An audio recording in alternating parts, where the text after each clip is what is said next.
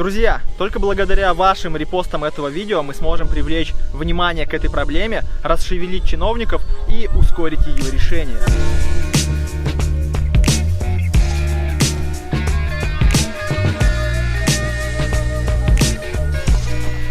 Это место находится прямо в городе, в районе Строитель, за кирпичным заводом. И у меня есть две претензии. Первая к жителям. Вы сами сюда складываете мусор, вы сами его сюда привозите.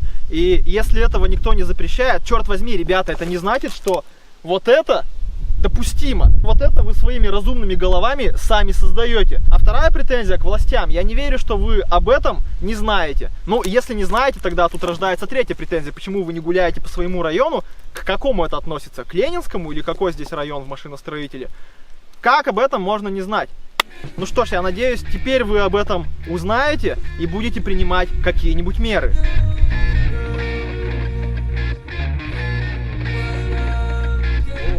Явно какой-то ресторан, который продает водочку, сюда вывозит.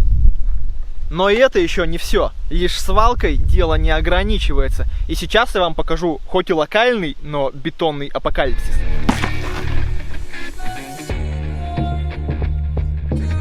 И вот здесь мы с вами приближаемся к третьей проблеме. Бетон или цемент, я не знаю, как это правильно назвать, но оно течет. Оно свежее, ребята, вы понимаете? Интересно, откуда же оно здесь берется среди нетронутой природы, помимо свалки? Давайте посмотрим, что здесь дальше. Откуда же он течет? А это, похоже, цементный заводик.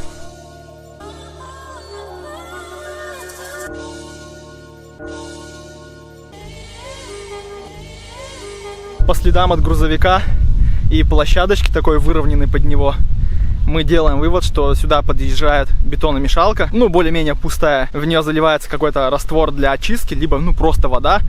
И она сюда вот это все сливает. Мне не очень нравится жить в таком мире, где люди позволяют себе делать так. Поэтому я надеюсь, что это видео заинтересует тех, кто может принимать какие-то решения. И получится улучшить эту небольшую экологическую катастрофу. Я хочу жить в чистом, уютном, спокойном городе. А вы? Вот придумали бы какую-то такую штуку, какое-то устройство такое маленькое, с камерой, чтобы можно было улететь куда-то далеко, на километр, например, и поснимать что-то, что не можешь, до чего не можешь дойти, и сам увидеть.